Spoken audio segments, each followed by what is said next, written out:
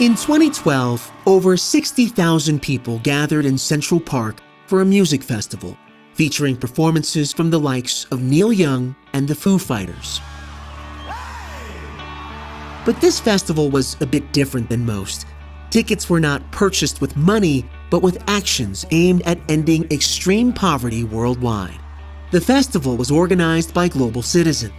Known for their Pop Meets Policy campaign strategy, Global Citizen uses big names in popular culture to engage audiences of all ages in defending the planet, defeating poverty, and demanding equity. The organization was co-founded by Michael or Mick Sheldrick.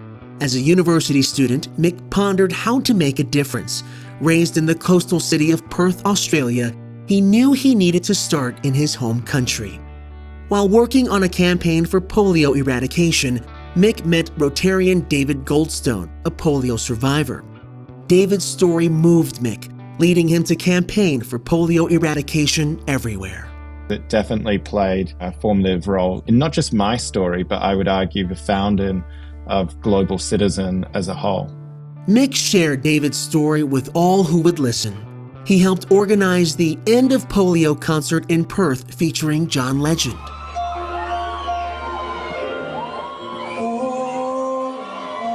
The concert was scheduled for the day before the 2011 Commonwealth Heads of Government meeting in Perth to urge the attending world leaders to commit to polio eradication. The concert's efforts helped lead the heads of government to pledge over $100 million toward ending polio. What began as a collaboration to end polio has become an international movement targeting extreme poverty. Now, Mick is the co-founder and Chief Policy, Impact, and Government Relations Officer at Global Citizen. Through his several campaigns, he has helped raise over $43 billion to end extreme poverty. Since the first Global Citizen Festival in 2012, countless influential artists have graced the stage. And without further ado, the greatest rock band in the world, Metallica! And it is my absolute pleasure to introduce them here tonight. Please join me in welcoming Coldplay! The festival also serves as a platform for influential figures, including business leaders and politicians, to pledge significant financial commitments toward eradicating extreme poverty and addressing critical global issues. Rotary's own former president, Jennifer Jones, took the stage in 2022. Please welcome Rotary International President Jennifer Jones. I am especially proud to announce that Rotary International will commit an additional $150 million to the Global Polio Eradication Initiative. From Rotary Magazine, this is the Rotary Voices podcast. Today, Jennifer Jones takes us on a deep dive into Mick's inspiring story, the transformative work of Global Citizen, and a glimpse into his new book, From Ideas to Impact. Well, welcome, Mick, to Rotary's podcast. So first off, I want you to tell me about growing up in Australia, one of my favorite places, and some of the people who perhaps shaped who you are today. I know that one of the people who influenced you is a Rotary member. Yeah, so I was born in Perth, Western Australia, which has the luxury of being paradise on earth. It's a wonderful part of the world, but it's also the most isolated city on the planet. And so that's the price of paradise. And at university, I was involved on campus in really advocating for change, advocating for Australia to step up and fulfill its international obligations to help end extreme poverty. And it was interesting. One of the first mentors I ever met with was a Rotarian. We met by the beautiful Swan River, which is this sparkling river that runs through the city of Perth. We met for coffee on the side, and he was basically pitching to me. We weren't called Global Citizen at the time, but he was pitching me on why polio eradication should be the very first campaign that Global Citizen should get involved in and campaign around. And like in Canada, Jennifer, the last case of polio was detected in Australia in the 60s and early 70s. That was all over by the time I was born. I was born in 1988, which was the year the world came together, led by Rotary International, to say, let's end polio, right? That's when the World Health Assembly agreed to eradicate polio. And so I didn't really know much about polio. And so there I walk up, greets me for coffee. We sit down. David Goldstone, who was this gentleman's name, he was probably one of the best storytellers I ever met. He had founded this Rotary Club in Perth, the Rotary Club of Crawley. And part of the reason how I'd met him is he had given scholarships to university students like me so we could get involved in Rotary. So that's how I met David. And so we sit down and he says to me, I want to tell you a story about my friend John, right? John was this healthy guy in Sydney. In the 1950s, he was 21 years old and he was walking down the main street in Sydney. Suddenly, he collapsed.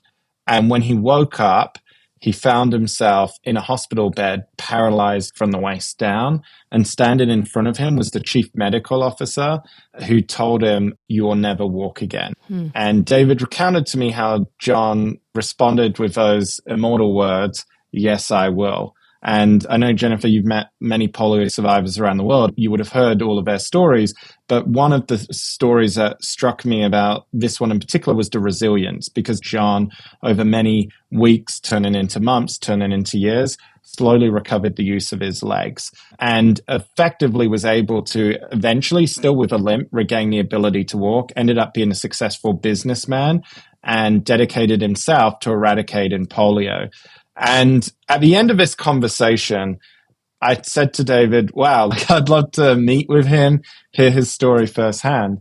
And David just said to me, he said, I'm very sorry. It's just very hard. And I was like, what are you apologizing? And I remember he pulled the chair out next to me and he put his leg on it and he lifted up his trouser leg. And again, many of your listeners will know what a caliper is, and he was wearing a caliper to help him walk. And he said to me, it wasn't John who collapsed all those years ago, it was me. And I don't need anyone's pity or shame. I just want to get on and damn well eradicate this disease once and for all. Wow, it's a great story. Do you think that that was the first time he'd ever told that? He said that was only the second time in his life he had ever told that story. Wow. I think the first time was to his daughter, Michelle, who you met last year in Melbourne. And later on that year, as we decided to campaign, and the short end of it was Perth was hosting this huge summit, the Commonwealth Heads of Government meeting. And I know, like me, you're a Commonwealth citizen from Canada with Australia. Funnily enough, it was actually the Queen's final trip she ever took to Australia. And 50 world leaders were gathering in Perth. And so the goal that David and others hatched was, we should make polio the centerpiece of this summit. I organized with the governor of Western Australia a dinner, and we had like 400 people there. And I asked David if he would share that story. And that was the first time he had ever shared that story in a public domain. And unfortunately, David didn't get to see a polio-free world. He passed away in July 2016.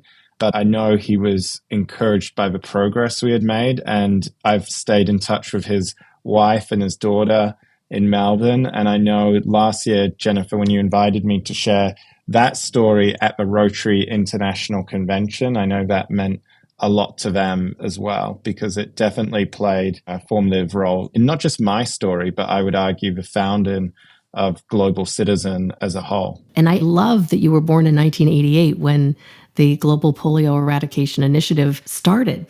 Maybe there's serendipity there. David was such an incredible mentor to you and introduced you to polio and to Rotary. But I love that he was an influence in forming Global Citizen as well. And Global Citizen, many of our members are going to know exactly what it is, and our listeners.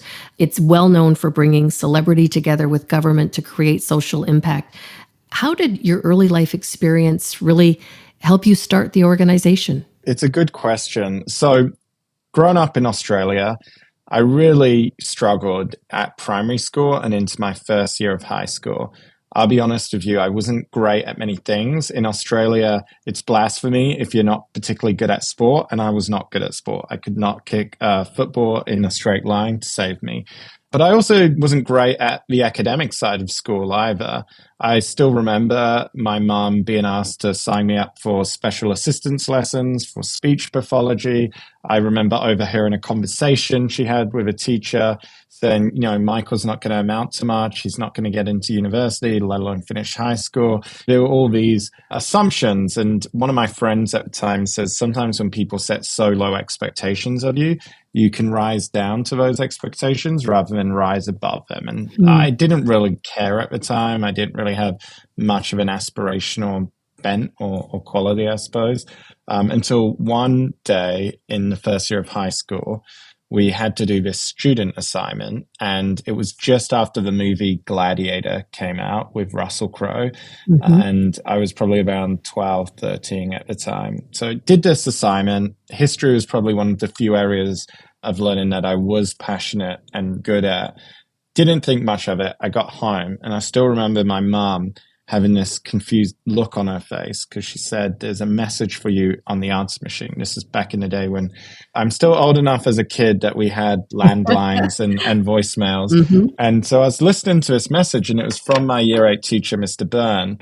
And he said, "Hi, Mrs. Sheldrick, I've noticed a change in Michael. Can you give me a call back?" And I thought, that sounds like a little bit of a awful, creepy message. What have I done wrong? And yeah, exactly. The reason why Mum had a confused look in her eye is because after years of being told Michael's stupid, lazy, isn't going to amount to anything, Mr. Byrne had told her that I had somehow topped the class. So go in the next day, and he goes, "I think there's more to you than meets the eye.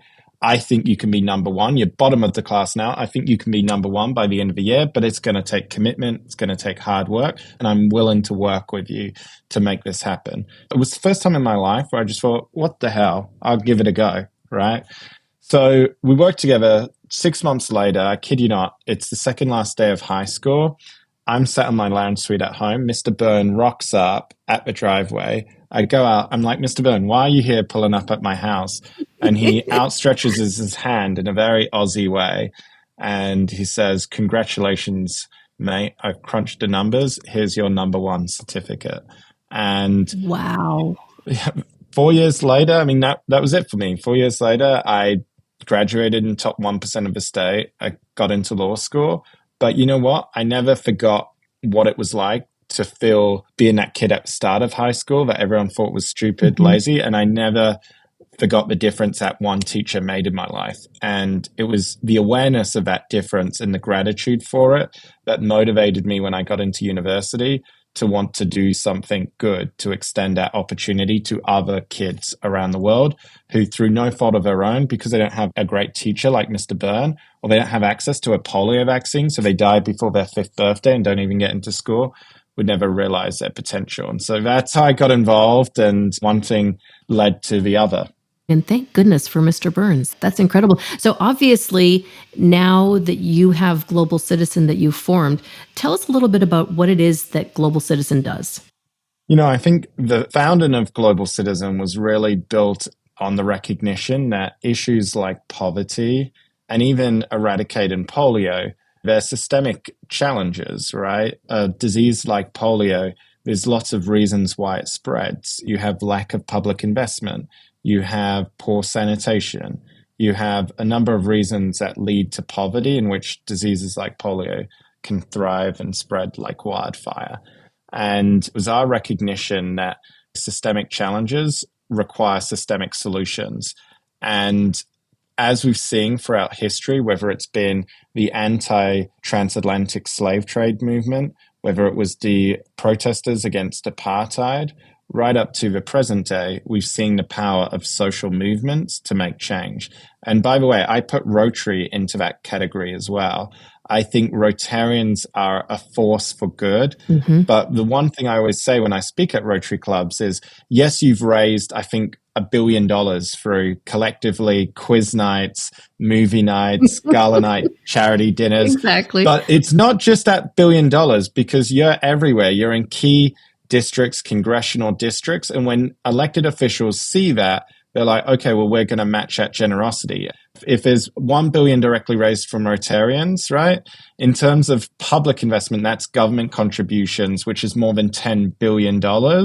Well, that can be traced in large parts of Rotarian's voice. And so when you look at the power of leverage, that's like 1 to 10 in terms of the leveraging of those dollars. And I think Global Citizen, in that same vein, was standing on the shoulder of giants like Rotarians that had come before. In this day and age, how do we build a social movement to end extreme poverty? We were university students, and it was right on the cusp of the power of social media. It was just after Facebook had launched, and it was really combining the power of social media with popular culture, musicians, to mainstream these issues, but also give people a way to take action and create impact. I have to say that standing on stage, whether it's been in Central Park or in Paris on the Global Citizen stage, has been remarkable and star-studded, magical moments that I'll never forget in my entire life.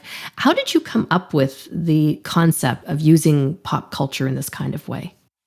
I think the idea with Global Citizen was if we really wanted to mainstream these issues and get a critical mass in society engaged and inspired to take action, we needed to go to where they were at, where they were engaged and where they were being entertained. And that's where we came up with the idea of pop meets policy, leveraging the power of popular culture to mainstream issues around policy, whether it's ending extreme poverty, eradicating polio, providing access to sanitation, and giving people a way to act. And what we found with musicians, whether that's Coldplay, Elton John, Ed Sheeran, is they were really inspired about the idea of going to their fans and saying, here's a way not just for you to use money, but also your voice to make a difference. And so the idea of pop meets policy, we often say that that is fundamental to our core DNA.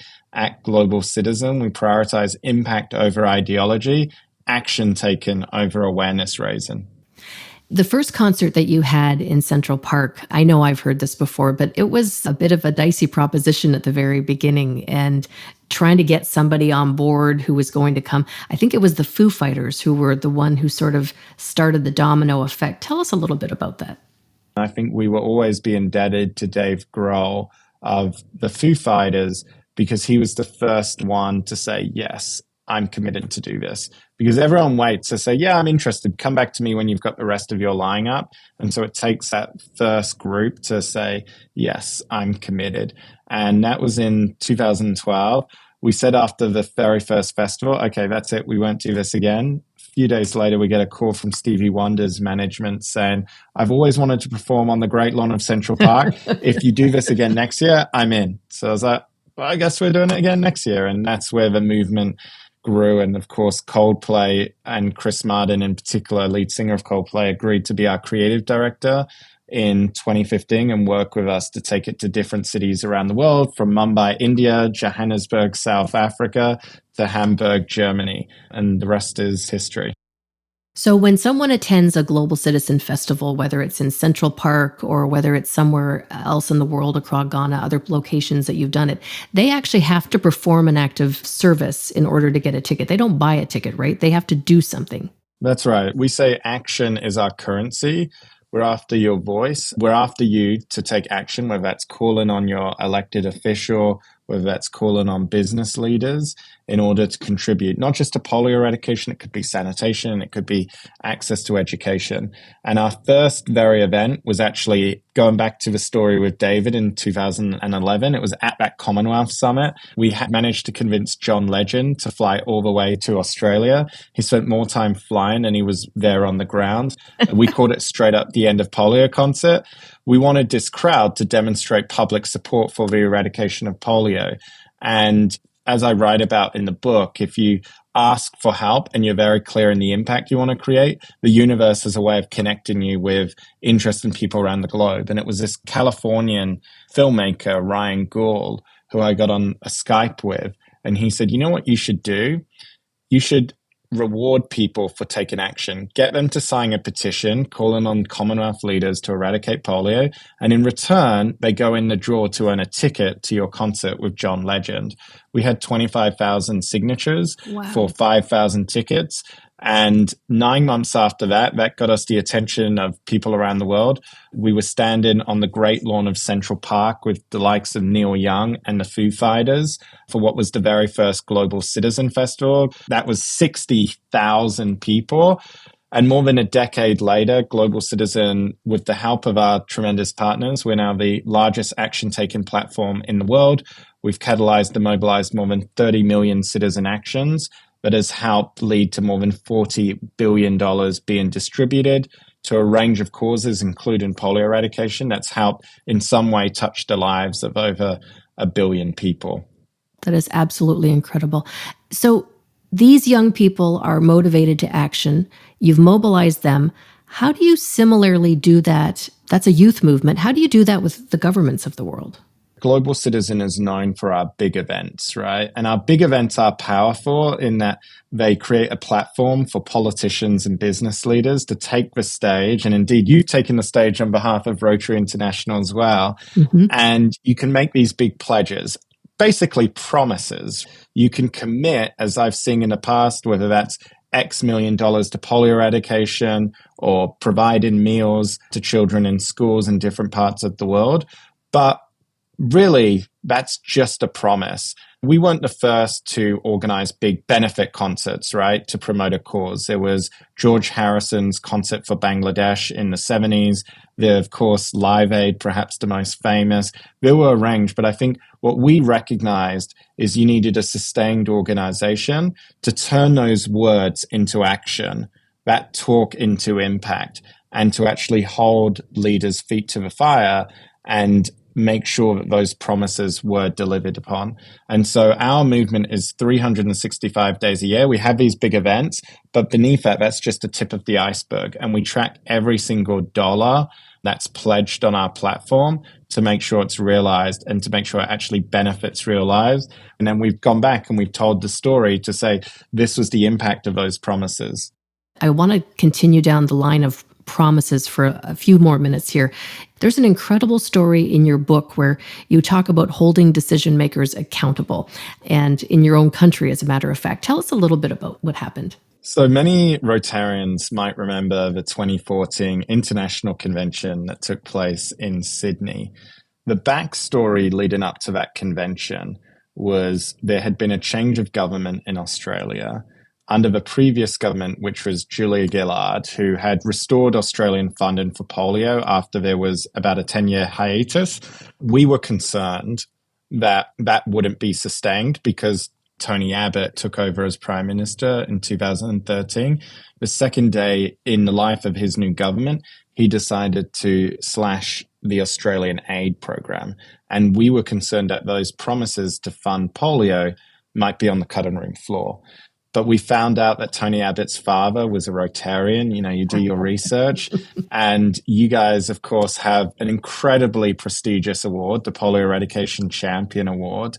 And I think the Rotarians that organized that summit were incredibly savvy. They offered that to Tony Abbott and they gave him a platform. And lo and behold, he got on the stage and he pledged $100 million to the eradication of polio. 20,000 Rotarians. I think he got not one, not two, but 3 standing ovations, right? Yep. And you might walk out there thinking there's no way he's going to cut that. In Australia, our prime ministers tend to have short lifespans these days.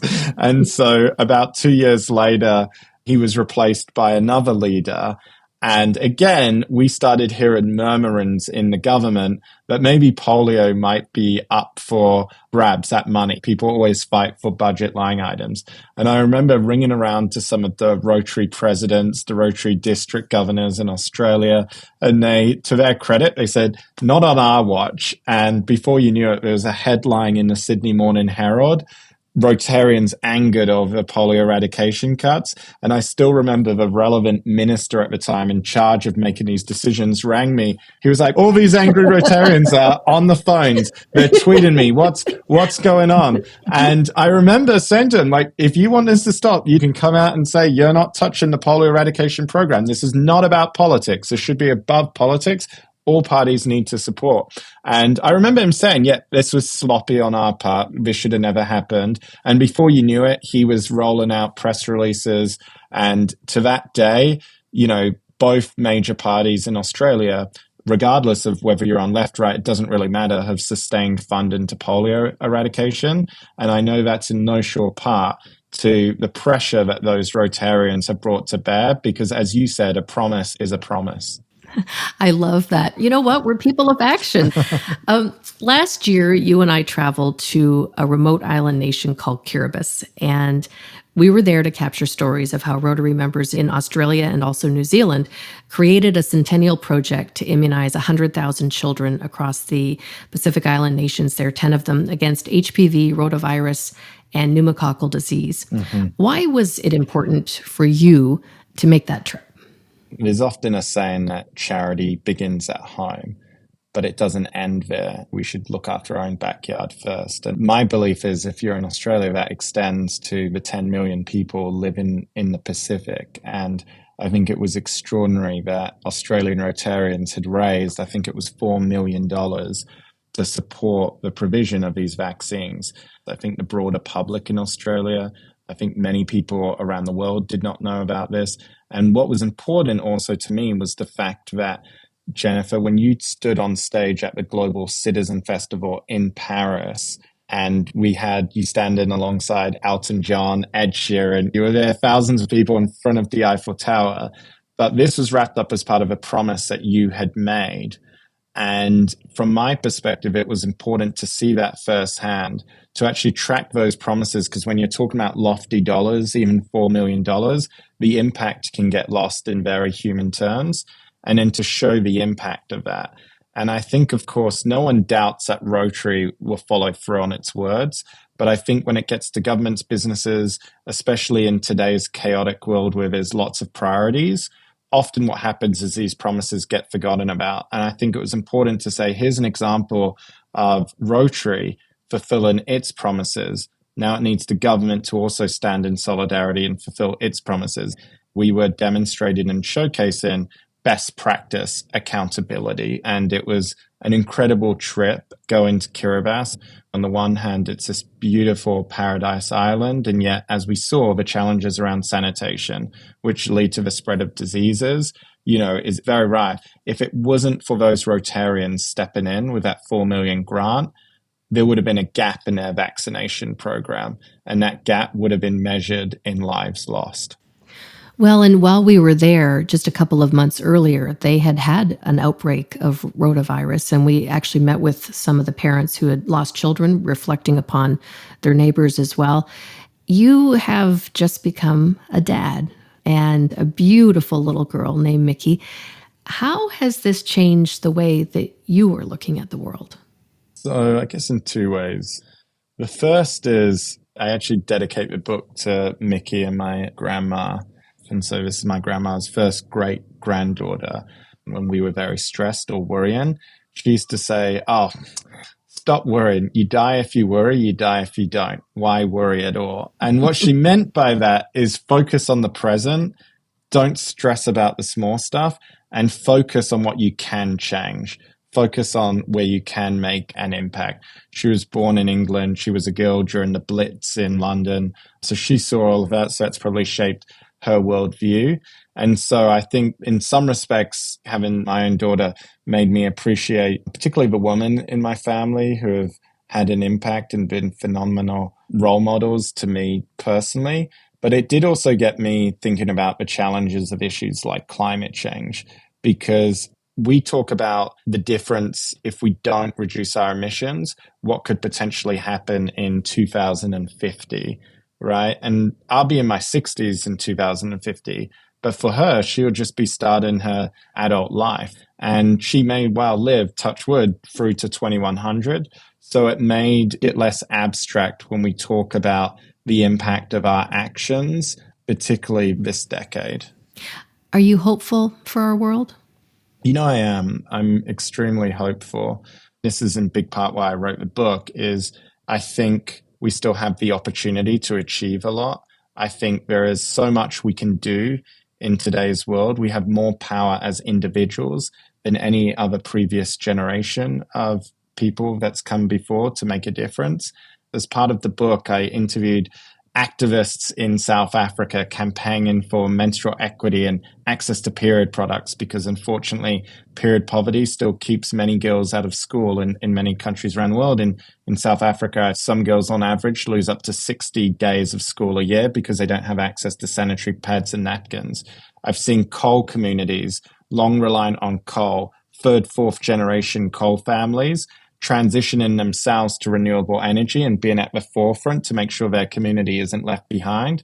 And I've worked with phenomenal leaders like Mia Mottley, the Prime Minister of Barbados, a community of 300,000 people. And I've seen how she's made an impact on the global stage and received financial resources for countries like hers, which is on the front lines of hurricanes and floods. I've seen that, and that's what gives me hope beneath the radar, Jennifer, with what you were asking me about my daughter is. So I decided to write the book at the start of last year. And in part, because I would have Rotarians, university students, high school students reaching out to me, asking for advice on how to launch their own campaigns, how to make an impact, how to influence policy. And shortly after I decided to write this book, we found out that my wife was pregnant. And so there was nothing like the pending birth of my daughter to put a deadline in place, right? And so our daughter Mickey was due on November 30th. I finished the book, I kid you not, November 9th, 7 a.m. I did an all-nighter. I submitted this book. And the book doesn't pretend to have all the answers, but in this world of chaos and apathy where people are wondering how they can make a difference, it does intend to give people a place to start. Because as Eleanor Roosevelt once said, the way to begin is to begin, and change starts with us. I really want to thank you for taking the time to be with us, to share your stories as well. But I want you to tell people, how can they find the book? It's literally www.michaelsheldrick.com/book. The book is available anywhere where you get your books. It's available on Amazon. It's available on Audible. They managed to find an Australian to read it out on Audible. And there's many stories about Rotary, and I encourage people to share the stories with me. I've spoken at a number of Rotary clubs, very happy to come and speak at further clubs or conferences, zone conferences. And I've met with Rotary clubs in different parts of the world, whether it was under the stars in Kiribati, whether it was in the Bahamas, whether it was in Australia recently, David's old club, whether it's been in Seattle, Canada.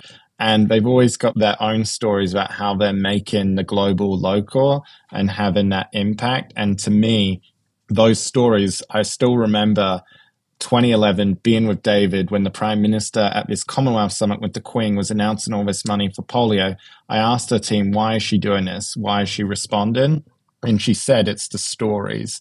It's the stories why she's responding, not just the resilience of polio survivors, but those on the front lines. And in that, I include the incredible efforts of Rotarians. And it's been just my privilege to be, I feel like my role of an advocate is often just to be a storyteller. And Steve, our work in India and Pakistan, the work they're doing to eradicate polio, and to share that with others as a way to motivate others to act and put money on the table. And it's been an incredible privilege. And so I thank you, but I also wanted to pay tribute to all of the Rotarians listening to this conversation. Michael Sheldrick, I just really, truly appreciate the time that you've spent. So thank you for being with us today. Thank you, Jennifer.